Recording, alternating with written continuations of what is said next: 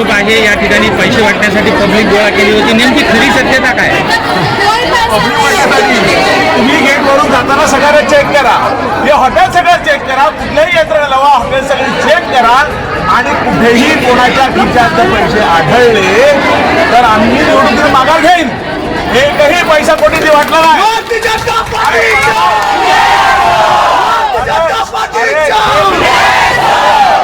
लागला 100% पराभव आहे. आता 1 लाखपेक्षा जास्त मतांनी पराभव होणार.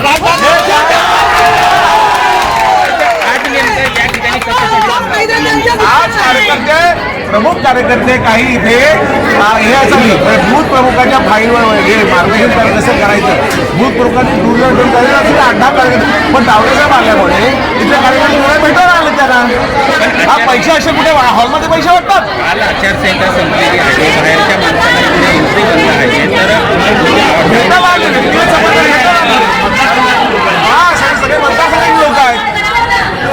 आता काय झालं या ठिकाणी? आमच्याकडे त्याच्यावरती केलं पाहिजे.